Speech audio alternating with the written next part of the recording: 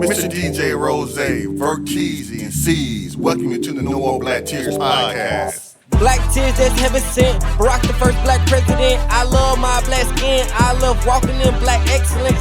Black power, let's represent. All black, that's evident. I'm sure MLK and Malcolm X both didn't die for the hell of it. Strap your seatbelt, go and sell our land. What makes you think that we would sell our land? We wouldn't sell our land. What makes you think that we would go ahead and try to sell out then? No more black tears, black on black kids. Love us as is, love with passion. Paying black bills, learning black skills, making black meals. Black is backing. Big shout out to Fred Hampton. I'm black and proud like I'm James Brown, but I ain't doing no acting. My people here from the motherland. This podcast now active.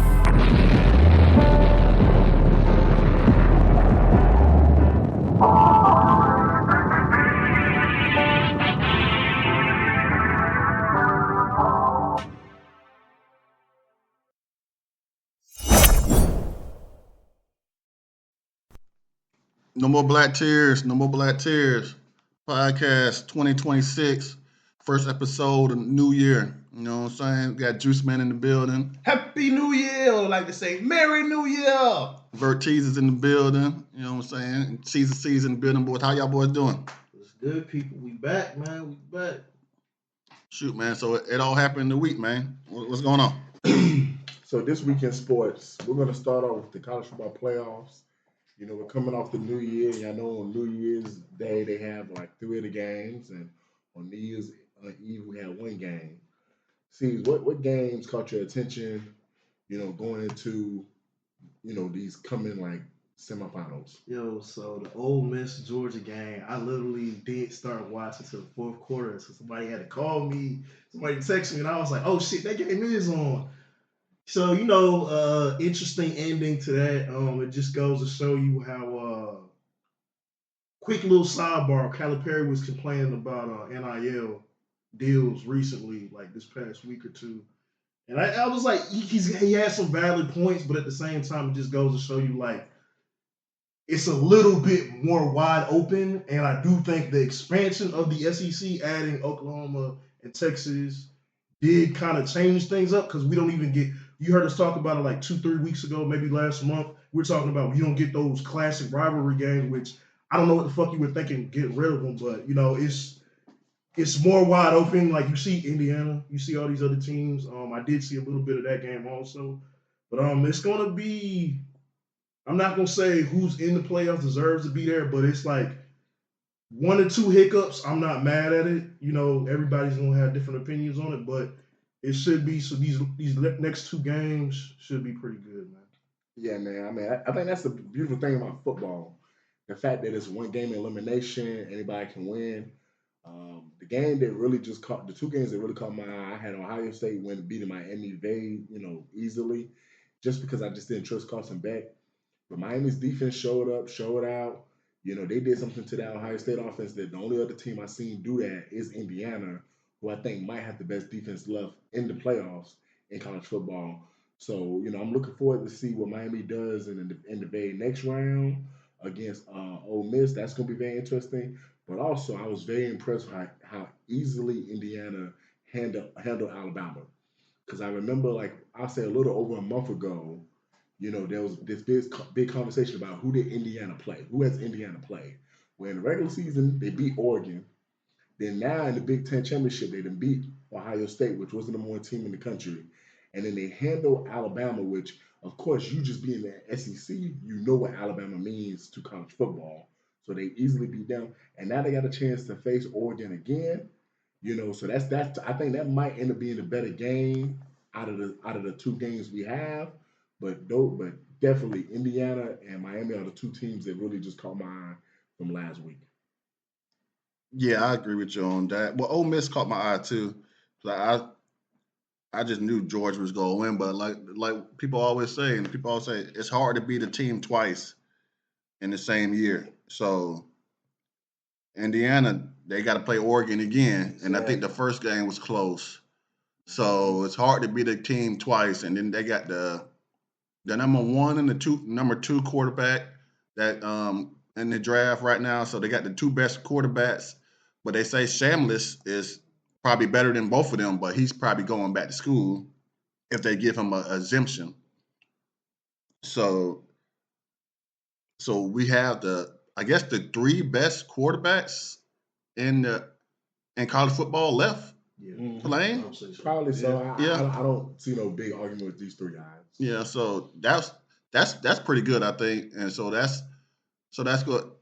If you want to throw Carson Beck in there because he was supposed to be the man 2 years ago, but I mean, you could make that argument. I mean, he was highly rated, so you could say these are the four best guys we have. that doesn't. If you want to, you could, but I think that, like you said, the Indiana-Oregon game, I only see Indiana play one game. I seen them play against Ohio State. I haven't seen Oregon play anybody. Yeah, I seen them clips of it when they played. It might have been, I can't remember who it was, but they spanked them. But I want to see that game. That's the game I want to see. Well, hey, so with these two games being the two game seeds, who do you got going to the championship? Give me Indiana. I think Indiana gonna win it all. But Ole Miss, my dark horse, not dark horse, but like if they fucking fail, there's no dark horse. It's only if they fucking fail, left. hey, if they fucking fail, it's gonna be Ole Miss winning this shit, the whole thing. Okay, I would love to see that. I would love to see that. Indiana and Ole Miss playing for the national title, and I think Indiana's going to win it all. Well, you know what I'm saying? I love an underdog. Man. I just fuck like out of here, man. I just like, man. Fuck out of here, man.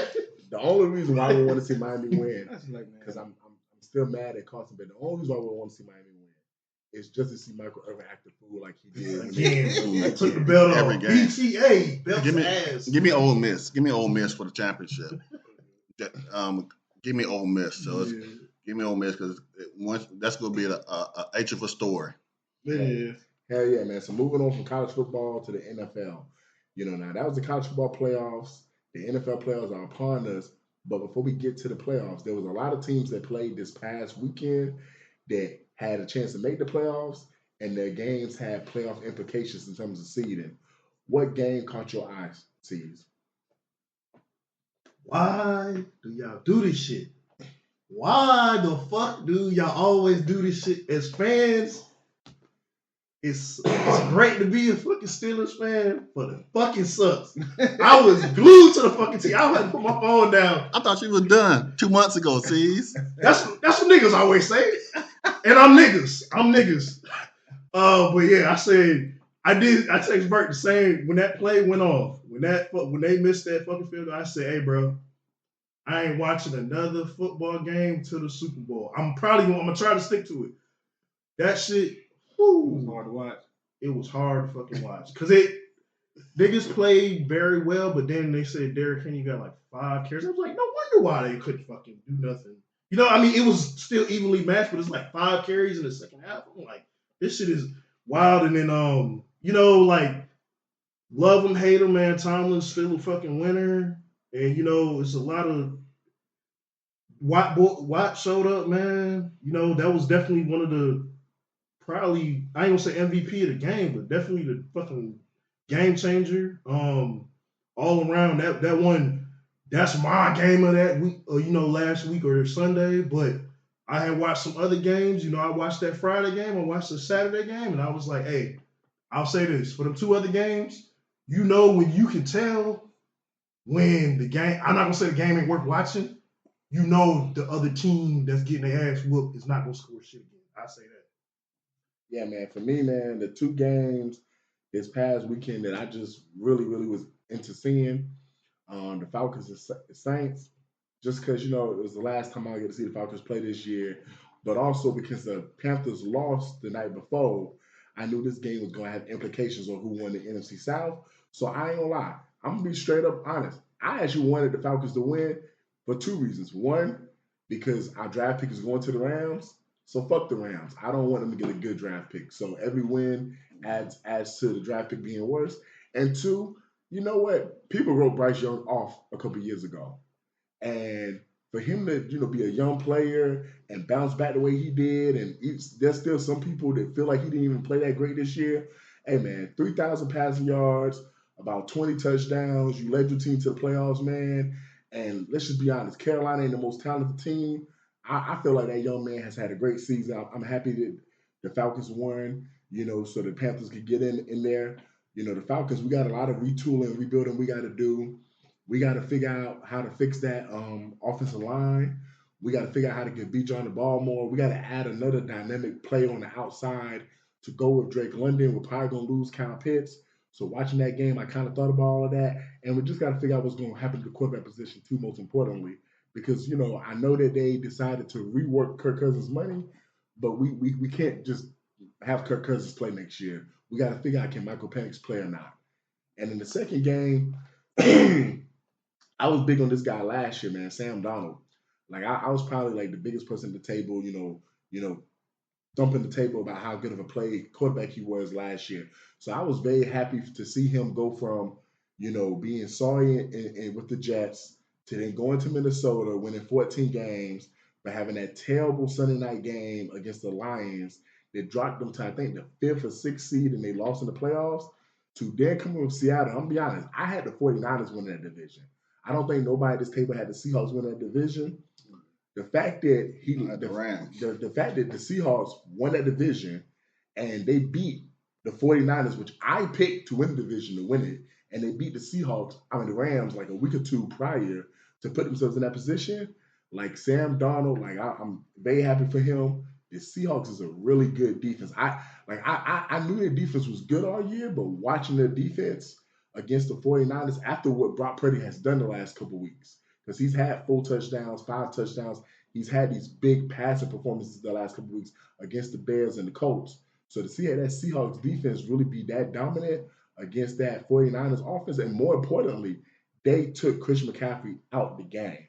It was like Christian McCaffrey wasn't even on the field, and not too many teams have been able to do that this year. Like what I saw them do made me confident that they might represent the NFC in the Super Bowl, because with that defense, with a dynamic playmaker like Jackson Smith and Jigba, they have a 2-headed monster in the backfield. Neither running back is great, but both running back are decent. And if Sam Darnold can play the way he's been playing most of this season, and make big throws, which he has the ability to, they have a chance to come out of the NFC. Yeah, I think the game that I saw that was most intrigued me was the Panthers and the Tampa Bay. I was hoping Carolina would win, but then when they lost, I was like, okay, I want Atlanta to win, so we got a 3-way tie. But we still ain't getting. Atlanta still ain't getting in the playoffs. But it's just cool to see the 3-way tie. So all of them was 8-9, and then the Saints were right behind everybody else. It was crazy and then to listen to everybody talk about how the NFC South was the sorriest division in football in the NFL. And I'm like, hold on now, it ain't always been that way. And they make it seem like, I was watching the game, they made it seem like Tampa Bay, like, oh yeah, they've been so sorry for so long, and Devontae Davis, future Hall of Famer, and Mike Evans, future Hall of Famer, it might be their last game with Tampa Bay. They've been here for the sorry years. I'm like, both of them boys won a Super Bowl. Yeah, that is kind of crazy, because the way they was talking about the NFC South, they made it seem like the NFC South was sorry, but I forgot who was announcing the game for the Falcons and Saints. They said something. They said in this last 25 years, the NFC South is the only division that sent each team to the Super Bowl. So it's the NFC South has been a competitive division. We've had Matt Ryan, we've had Cam Newton, we've had Tom Brady, we've had Matt Ryan and Drew Brees. Like, we've had great play in the NFC South. So yeah, I don't know why people was feeling like just because this year the NFC South was down, that we are a bad division. Yeah, but that was the only game that in the Cleveland Browns and the Bengals. Yeah, that's my game. Myles Garrett got the sack record. Myles Garrett. Yeah, Myles Garrett got the sack record, but everybody else was like, I'm surprised the Browns won. Shador didn't play good again, but he left him on the field goal winning drive, so that was good. So I'm just happy to see what I'm excited to see what the future holds in Cleveland, and it was good that Myles Garrett got the sack record against the Bengals, because before the season, the white guy that plays for the Bengals that's hurt right now, he held out. I was like, oh yeah, I'm one of the best defensive ends, and he was straight trash. Andrews good. Yeah. And he was straight trash. I mean, we talked about was he top 5? Everybody was like, nah, he ain't top 5, but he probably in the top 10. But it's like he did all that talking, all that whole now, and then get hurt and didn't even get no sacks. And now, what he gonna do now? He ain't getting paid now. He should have just stuck with it and went to training camp and did his thing. But shout out to Myles Garrett. Yeah. Before we move on, 2 quick questions, y'all. Like, did y'all have an issue with them celebrating Myles Garrett getting the sack? That was a big conversation with Jamar Chase and Zach Taylor. Zach Taylor being the Bengals head coach. If you win a fucking title, what that's what you're supposed to do. Just fucking celebrate. Like, could they stop the game? Like, Okay. Usually, I don't, and I know in NBA they stop games for records, but I can't remember if the NFL does that. I don't think they do. No. I don't. They've done it before. Like when Emmitt Smith got the rushing title, they stopped it for a minute. When Megatron got the regular season record, they stopped it for a second so he could hand the ball to his dad on the sideline. I believe Emmitt Smith, they did the same thing with Emmitt Smith. They've done it before. Okay. So if they've done it before, I don't have an issue it's with it. It's usually offensive players. Yeah. So like it's not talked about because since the offensive players dictate the pace of the game, nobody cares. Yeah. So for them to do it for defense, I don't have a problem with it if they've done it before. Now if they've never done it, they've done it. It's just like I said, normally offensive players. Yeah. So I don't have issue with it. But and it's not like the Bengals had a chance to go to the playoffs. Like you stopping our momentum. It's like we're gonna win this game. I'll be honest. Even if they had a chance to go to the playoffs, I wouldn't have no problem with it, man. Because going into the week, you knew this game was about the sack record. Like if this game, if they were to be honest, the NFL could have put this game on TV and people would have watched it. Just for 2 reasons: to see Shador play and to see Myles Garrett get the sack record. Man, like I remember when Michael Strahan got the sack record, I was like maybe 10 at the most. And then J.J. Watt tied it, and I was probably like, in my early 20s. Like to see Myles Garrett do it, I think this is very impressive. Justin Houston, I want to say tied to, or it's got a half a sack less than them. Yeah, like a half a sack less than them. The second question, I'm gonna go first. How impressed are you with this record by Myles Garrett? Because to me, like for him to be on a team this bad, and for them never to really have the lead consistently in games, I think this just makes that record so impressive. For the small margin that he won it, it's even more impressive to me because like isn't he only like you said half a sack or something? Just one full sack above him. One sack above somebody. So I mean to be on a team like that. To me, I'm impressed. And to see the other the other 2 and 3 on the list, I'm impressed, man. To give you context, he did it 100 less pass attempts too. So moving on, before we get to the playoffs, we've had a great season, man. There was a lot of players that played at the level we thought they would play at, but then there was a lot of players that came out of nowhere, man. So who's y'all like superlatives this year? MVP, Rookie of the Year, Defensive Player of the Year, Coach of the Year. Like who are the people that you feel like deserve the props and the credit for this season that we just witnessed? So, me, in all honesty, I haven't watched enough football or kept up enough to have a perspective. So, I'm literally passing the mic to y'all. I know y'all do kill it. So for me, this is my ballot for Coach of the Year, man. Number 5, I got Dave Canals. That's the Panthers head coach. Like, what he did with that team compared to what it was a couple of years ago, I think that's impressive. Liam Cohen, the coach for the Jags, we made fun of the Jags on this podcast, before the season started, when he said Duval. Hey man, shout out to Duval, man. They the number 3 seed in the AFC, man. Number 3, Ben Johnson. It did not look good when he first got to the Lions, but what he's done and how he's made them like what they is, like they got a chance to go out and win the Super Bowl. So shout out to him. And then it comes down to the final 2, and I kept flipping with these 2 guys, and I just had to finally went by this guy at number 1 seed. I got Mike Vrabel at number 2, for what he did with the Patriots, because they was in a terrible place when he took that team over. But Mike McDaniel, the Seahawks had the number 1 defense in the league. Like statistically, they're the number 1 defense in the league. When he first got there, they was ranked 28. Then they bumped up to 10th last year, and now they're number 1. Like that's coaching right there. Because if I ask y'all to name me the defensive players on that team, no one at this table can name me 5 players on that team that are like Myles Garrett, Micah Parsons type players. So he's coached his ass off of that team, and so that's my coach of the year. For the rookies of the year, man, this really ain't an impressive rookie class if I'm being honest, man. Like if Trey Henderson for the Patriots, he's good. He's had over 1,000 total yards. James Pierce for the Falcons, he came on late at the end of the season where he got 10.5 sacks. Which when I saw he had 10.5 sacks, I'm impressed with that. I'm happy we drafted you, dog. Jackson Dart, it just seems like you got to have a quarterback, and I guess he's the most impressive quarterback. But shout out to Tyler Show because Rose said Show been playing good. I looked at his numbers and I got to see him play against the Falcons this past weekend. He's not bad, man. So I apologize for the trash I talked about you on draft day because I said you was garbage. You actually was straight. I think everybody thought he was garbage. Yeah. Everybody thought Shedeur was gonna get that spot. Exactly. But my number one play would be from the Panthers, man. Tatorian McMillan, man. He's been the best, rookie for this, draft class. I think he deserves rookie of the year. But defense player of the year, Christian Gonzalez, Devin Witherspoon, both of them are corners for the Patriots and Seahawks.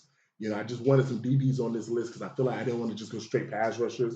Nick Bonito, if y'all know him, he's the outside linebacker for the Broncos. He got 14 sacks. Will Anderson, I've been saying on this podcast, the Texans defense is elite.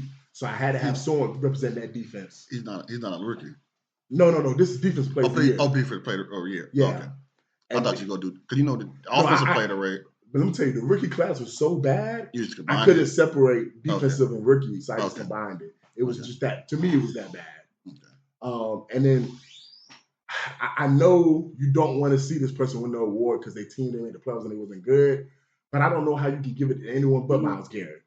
That's it. I feel like now because I know some people want the team success to matter, but you broke the record. That I can only imagine how bad that team would be without Myles Garrett. That's the defensive player of the year, in my opinion, man. Hands down. And then to what everyone wants to hear, the MVP, man. Trevor Lawrence, number 5, man. And Rose kind of been talking about him the last couple weeks, man. He's really played amazing these last couple weeks. He deserved to be in contention, bro. That white boy deserved to be in contention. He's number 3. And I'm gonna be honest, number 3 on the list. I'm happy for Trevor Lawrence because in college we thought he would be that guy. He struggled the first couple years of the league, but this season, this is his season right here, and he showed people that, hey, man, he deserves to be the number 1 overall pick. Number 4, I got Stafford, man. He led the league in all these passing categories. He probably deserved the MVP, man. I just don't want to give an MVP to somebody who's on the 6th seed. I just feel like you got to be one of the best teams in your conference, and you didn't win your division. That matters to me. Drake May. To me, if it got to go to a quarterback, he's the quarterback. If it got to go to quarterback, he's the quarterback. But the numbers just ain't there to me to warrant that. And I just feel like the Patriots are just such a great team that it's not just him. But the number 2 player and number 1 player, I said this, I think week before, whoever won that game to be the number 1 seed in the NFC, I was going to make them my MVP. Christian McCaffrey, he's number 2. He's had a great season. But you played so bad in the final game when your team needs you the most. I can't give you the number 1 spot. And then Jackson Smith-Njigba, let's just be honest. If we would have said that he would have been 3rd in number 1 in receiving yards, number 5 in receiving touchdowns, and top 3 in receptions as a receiver after they traded DK Metcalf, and the Seahawks would be the number 1 team in the NFC, nobody would have thought that he would have been able to do all that.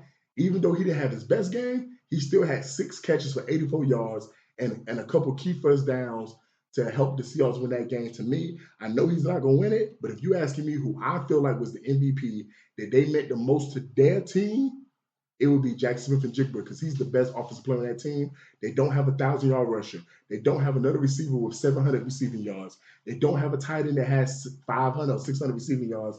And Sam Darnold, as much as I like him, he didn't have the season he had last year. He just had an okay season. So to me, that would be my league MVP. Yeah, so let's see. So we're going defensive player of the year, Myles Garrett. I'm not gonna line them up, but defensive player of the year. Oh, Rose, my bad. I missed comeback player of the year. It was Dak, but I gave it to Bryce Young. Okay. Yeah. So Give me Myles Garrett. Offensive player of the year.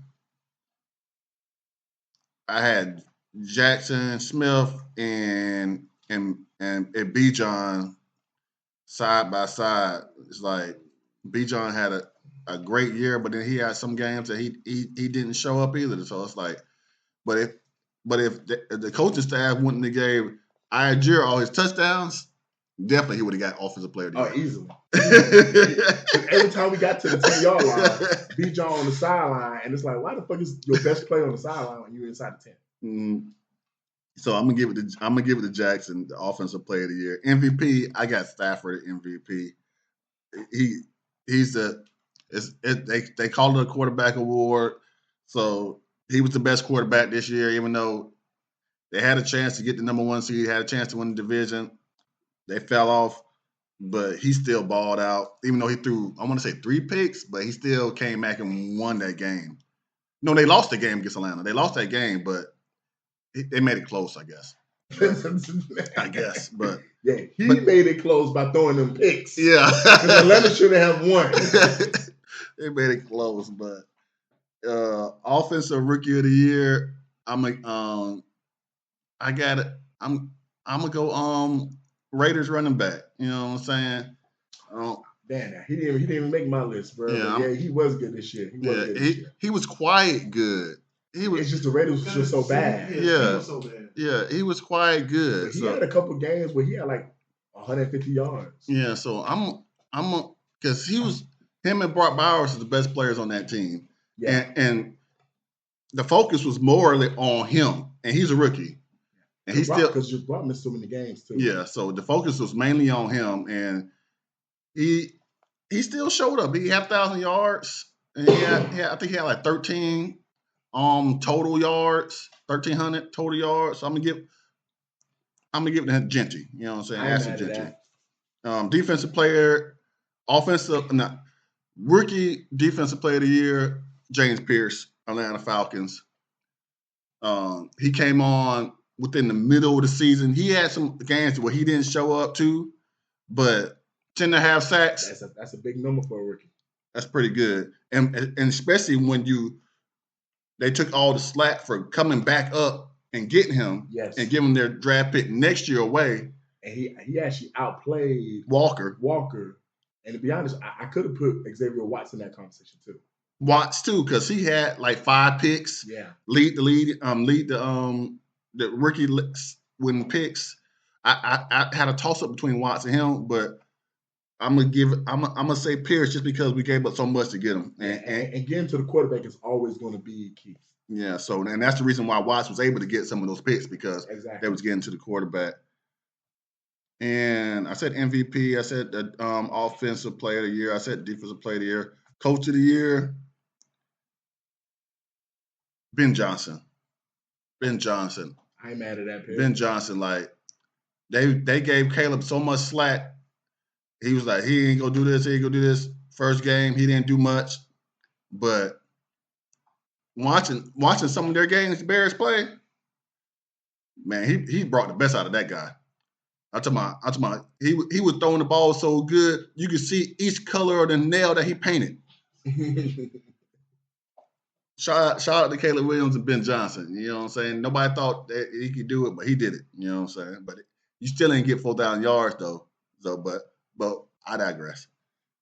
Sure. Before we move on to the playoff predictions, a quick shout out to Phillip Rivers, man. What he did coming back from retirement, a salute to you, man. Rose and C, comeback player of the year. Yeah, definitely. He probably literally came back. He probably should get it. But Rose and C's, man, what playoff games are you looking forward to, and what is going to be your Super Bowl matchup? We're going to announce it right on the pod before the playoffs start. All right. So I'm looking forward to, because I counted them out too fucking early, and I hate doing that shit. But Buffalo and Jacksonville is the game I'm looking forward to watching. Okay, then. One game, right? Just one matchup. If you got more than one, I mean 2, that's cool. Chicago rematch, Packers, Bears, definitely gonna be a good rematch. And I gotta say, Pittsburgh has started to kind of hit their stride, but Houston they're that fucking team. Their defense is too fucking good. I don't know, can Rodgers and the boys, Tomlin and the boys handle Houston? So I'm proud. That's the one to watch. But that Jacksonville, Trevor Lawrence, and Josh Allen and the rest of the Buffalo Bills. That's probably the game I got to pick if I'm out of that. Honestly, man, give me Denver and give me Seattle. Give me Denver. No. Yeah, give me Denver. Fuck it. Give me Denver and Seattle. Okay. The game I want to see is Philly and San Francisco. Two of the best running backs that we have in the league. Who's gonna show up for their team? Both their quarterbacks are suspect, but good, but can be suspect. So who's gonna win that game? That's the game I want to see. That's the game I want to see. The Super Bowl. I remember me and Vertizi was talking about the Super Bowl. Like, man, it'll be great if we had some off the wall teams. And I know we named some teams, but I'm going totally different from these teams that we named because some of them ain't even make the playoffs. True. But I'm going Super Bowl. I'm going Jacksonville. And I'm going Chicago. Yeah, that is a very off the wall Super Bowl, but both fan bases deserve it, man. For the playoffs, I think Jacksonville and Buffalo got to be the game this weekend. If there's only one game you can watch, I feel like that got to be the game just for this reason alone. Josh Allen is the only top 5 quarterback that's in the playoffs currently. I think the storyline, the whole postseason in the AFC going to be, can Josh Allen get it done? And Jacksonville has been a very good team. They're a top 5 defense. Trevor Lawrence has played like a top 8 quarterback in the league this year. So it's going to really come down like Josh. Can you get it done? There's no Patrick Mahomes. Lamar Jackson, because of his kicker, he's not in the playoffs. Joe Burrow's not in the playoffs. It's just you, man. In the words of Jay Uso, it's just you, Us. It's just you, Us. So, we got to see what you're going to do, bro. Because I've been hearing for the last couple of years, you're the second best quarterback in the league. They've been putting you over Lamar Jackson. All the pressure is on Josh Allen to take this team to the Super Bowl. And for them to have to go on the road to Jacksonville, I do not think that's going to be an easy game. That's going to be a very tough challenge. I will pick Buffalo to win that game because of Josh Allen, but I can very easily see Jacksonville winning that game, man. And then the second game, it's the same reason. The best quarterback in the NFC is who? Y'all just heard Rose said Matthew Stafford's the MVP. It's the Rams versus the Panthers because the Rams got to travel to Carolina. And I know there's been a lot of talk on TV this week about, hey, we can't be letting these sorry teams who win a division host a playoff game and all this. Man, shut the fuck up. Shut the fuck up. If you win your division, because Rose, Juice, Man, and C's, do you know the first thing every team do before the season starts? They get in their locker room and they look and say, the job is to win the division. You win your division, you make the playoffs, and you host a playoff game. So guess what? The Panthers won that division. I don't give a fuck what y'all think. The Rams got to go to Carolina, and the Panthers have already beat the Rams this season. So let's keep that 100. They beat them 31-28 earlier this season. So they have the ability to beat them. I think the Rams will beat the Panthers, but I think the same conversation, hey, Matthew Stafford, if you can't beat the Panthers, now you made the NFC playoffs very interesting because now we got a lot of just average quarterbacks in the playoffs, and there's not this one-star quarterback we're looking at and be like, yo, he should carry his team to the Super Bowl. I actually have a rematch from my Super Bowl, a rematch of Super Bowl 49. If y'all remember Super Bowl 49, let me just paint this picture for you.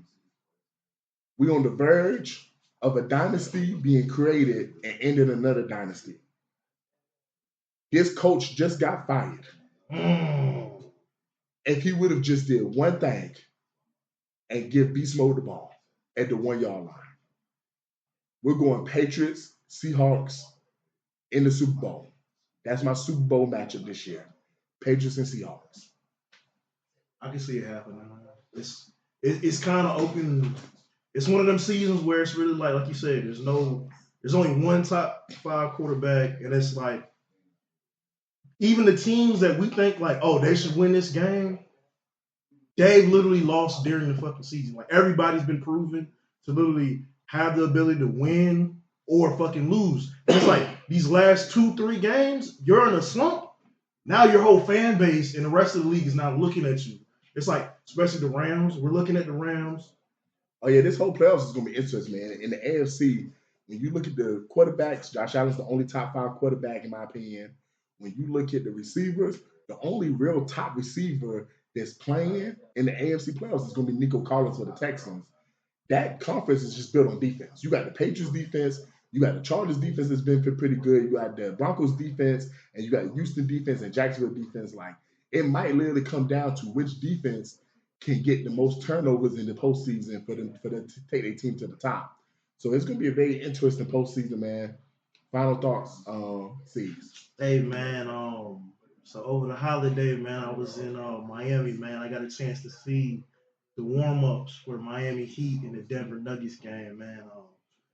That nigga Joker tall as fuck. Like I'm probably like 20 feet. That nigga tall. Like it's different from like, and then you know how you see somebody on TV, like you forget they're NBA players. Everybody's 6 feet and up. So it's like I'm trying to think, what's the dude's name, man?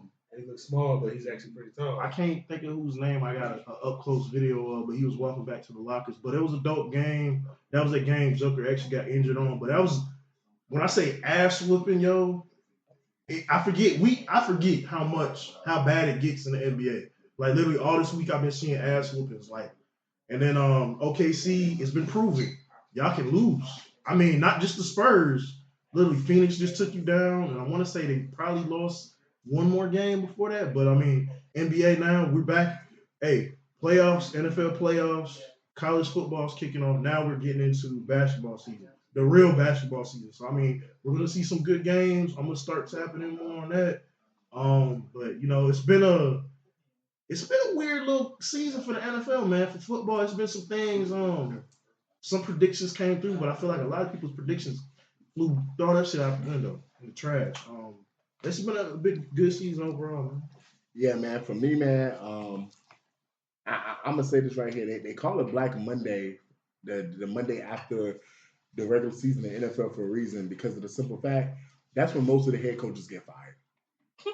Man, all Blank said, "Fuck that shit, man." He said, "I'm not waiting for Monday, nigga." That nigga waited like an hour or two after the game. Said, "Raheem, Terry Footnote, get y'all black asses out of Atlanta, man. I don't need y'all here." Let me keep this real. I support black people, man. I don't be want to call for a black man job. But y'all not finna just come to my team that I've been rooting for over 20 years and just fuck that shit up. When we done gave you Drake London, Kyle Pitts, B. John Robinson, we just talked about James Pearson, Xavier Watts, you got AJ Terrell. They said 2 years ago he was a top 5 corner. You know, like, nah, bro. Y'all need to get the fuck out of there. We need some changes in Atlanta, man, because the first thing you said, Raheem, was I wouldn't have had this job if y'all would have had better quarterback play. So they said, what's the first thing you need to do? Identify the quarterback. You paid a white boy that was 35 years old with an Achilles injury $100 million, and a month later, guess what you did? You drafted a nigga who had an injury history in college, you know, and people didn't even have him going in the top 10. You drafted him number 7th overall, and guess what? 2 years later, I still don't know if we got a quarterback, bro. Like, nah, your black ass got to go, dog. And I want to touch on one more coach. Man, I woke up today, and if you hear it in my voice, I am a little sick. But let me keep it real with you. I felt so much better when I woke up and I saw this news. John fucking Harbaugh got the boot too. Yeah, get your ass out of Baltimore. Because what you have done to Lamar Jackson's career these last couple of years, and I've been hearing people say, well, John's done so much for Lamar. Man, fuck that shit. Did y'all forget once Joe Flacco left that team, how bad the Ravens were? Y'all forget how bad the Ravens were? Like once Ray Lewis, T. Sizzle, and Ed Reed retired? Like that team was bad. They wasn't doing shit in Baltimore. They were struggling. Then Lamar came there and basically resurrected your career, my nigga. Because your career really should have been over in Baltimore. It wasn't that You bad. know, no, it was bad, bro. They was not doing what they was wasn't doing. Cleveland Browns bad, Atlanta bad. They wasn't that bad. They were still. But bro, when you an organization like the 49ers, the Patriots, the Baltimore Ravens, the Pittsburgh Steelers, it's a reason why this man over here sees so frustrated. See, we Falcons fans. We're not used to greatness. Okay, so for us, you're right. We're not as bad as the Browns. But when you the Ravens, if you got to say, our season was as bad as the Browns, you got to go, bro. You got to go. That organization is used to better than that, man. And John Harbaugh, you've been bad until Lamar got there. And Lamar basically carried you to the playoffs multiple years. You don't know when to run the ball. You don't know nothing about clock management. I don't know what you do great, bro. Because you was a special teams coach before you got the job. And the special teams is garbage now. No, you don't do shit for the offense. You don't do shit for the defense. At least for some of these other coaches, I at least know when shit go bad, Andy Reid gonna start calling plays. Mike McDonald gonna say, hey, we're gonna get the defense right. Hey, Raheem Morris, as bad as he was, he at least said, hey, bro, give me the defense, and I'm gonna fix the defense a little bit. Nigga, you ain't do shit. You ain't do shit. And Lamar got you to the 44-yard line for a 44-yard field goal. And you had 12 seconds left of a timeout, as if you could take this timeout with you in the offseason. And instead of saying, I got the second best quarterback in the league, and I'm going to try to at least throw the ball one more time to get a touchdown or at least closer. Because I got a rookie kicker, y'all. This is a rookie kicker. He was hot. I'm going to just take a knee with Lamar and kick a 44-yard field goal? Yes, Rose. He needed to go. Yeah, he needed to go, but I ain't going to say that they were sorry because I watched them for years and years. That's one of my teams. And also, so by their standard, do you feel like they've been good by their standard? Yeah, they have. Yeah, they have been. So what you think their standard is? You must think they standard is mediocre. Playoffs. Just make it to playoffs. So playoffs. So them last, so once Ray Lewis and them retired, you feel like they've been upholding their standard. Yeah, because they've been alive since. So that's just been making the playoffs for that organization. Yeah, because they've been alive since 2000. We got two different standards for them. Yeah, they've been alive. Yeah, whatchamacallit? Yeah, they won one Super Bowl with the defense. They won another one with the defense. And then after that, they've been still making it to the playoffs. They've still been battling with Burrow. If that's what you say, if you say any standard is just the playoffs, cool. Yeah. That's not my standard for that organization. Yeah. Because a lot of experts will tell you the Ravens is one of the most well organizations in this league. That should not be their standard, just making the playoffs. Yeah, whatchamacallit? They're extension team. Right, come on, bro. That was over 30 years ago, bro. Expansion team. Yeah, expansion team. That was over 30 years ago. They're doing good for what they is. No, that's over 30 years ago. No, they was 99. Hey, so here was the real problem. Lamar couldn't catch the ball, and he wasn't playing defense. That's what the fucking problem was. I seen a meme. It was like everybody was blaming. They would have been okay if it's okay. But I thought it was okay to go to massage parties. But they would have been okay if it wasn't. If it was, they'd have been okay. They wouldn't have had a rookie kicker. So he had special teams going because he had the kicker. He had the kicker kicking. But they fired him. Man. It was all Lamar's fault. That's it. Man. Not this year wasn't his fault. Now a couple of years ago, yeah, it was his fault. He was a rookie though, right? Nah, it was never his fault. A couple of years ago, it was, but this year it wasn't his fault. He did his thing. Hey man, shout out to the Mamba. Yeah, man, gotta. Mr. DJ Rose, Verkeezy, and C's, welcome you to the No More Black Tears podcast. Black tears that's heaven sent. Barack the first black president. I love my black skin. I love walking in black excellence. Black power, let's represent. All black, that's evident. For sure, MLK and Malcolm X both didn't die for the hell of it. Strap a seatbelt, go and sell our land. What makes you think that we would sell our land? We wouldn't sell our land. What makes you think that we would go ahead and try to sell out then? No more black tears, black on black kids. Love as is, love with passion. Paying black bills, learning black skills, making black meals. Black is backing. Big shout out to Fred Hampton. I'm black and proud like I'm James Brown, but I ain't doing no acting. My people here from the motherland. This podcast now active.